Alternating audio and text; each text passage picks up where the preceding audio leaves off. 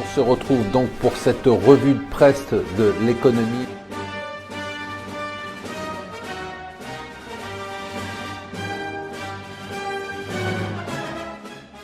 Bonjour et bienvenue sur Mon Financier pour la revue de presse de l'Écho. Nous sommes le mardi 14 juin. Alors, les nouvelles du jour, c'est d'abord toujours cette baisse des marchés. On a toujours des marchés très étonnants qui viennent de découvrir qu'il y avait un référendum le 23 juin en Angleterre. Alors, me direz-vous, oui, mais il y a des sondages qui sont défavorables. Oui, il y en avait déjà des sondages défavorables il y a un mois. C'est les mystères du timing. Ne cherchez pas à les percer. C'est comme ça sur les marchés.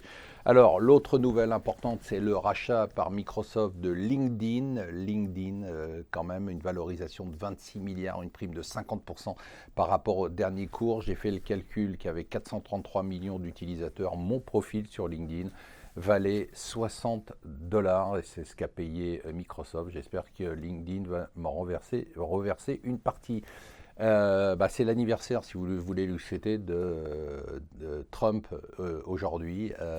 Trump qui profite malheureusement de ce qui s'est passé, le drame aux États-Unis, pour lancer sa campagne encore plus virulente sur les musulmans, le contrôle des mosquées et autres. Ça sera intéressant, malgré le drame, de savoir si ce drame-là va favoriser plutôt Clinton qui est contre et pour le contrôle plutôt des armes, ou Trump qui est pour le contrôle des musulmans.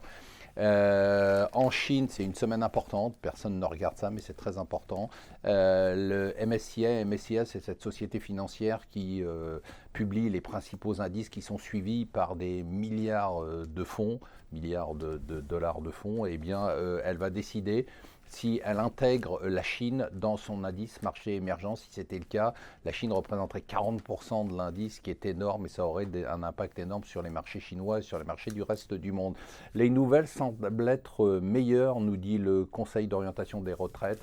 Sur le déficit des retraites, il faut dire qu'avec la réforme des retraites et le fait que finalement on va toucher moins d'argent et devoir travailler plus tard, eh bien les déficits sont un peu moins élevés. Le FMI s'inquiète de deux choses. Le FMI s'inquiète de l'endettement des sociétés, des banques, de la Chine en général, et s'inquiète aussi de la Grèce, et d'ailleurs est rejoint par ça, sur ce sujet-là, par le patron de la Banque centrale grecque, qui dit lui aussi qu'il faut renégocier, c'est-à-dire abandonner une partie de la dette grecque. À suivre, parce que ça risque d'être assez amusant, c'est le procès de Goldman Sachs qui est traîné en justice, nous disent Échos, par le fonds souverain libyen.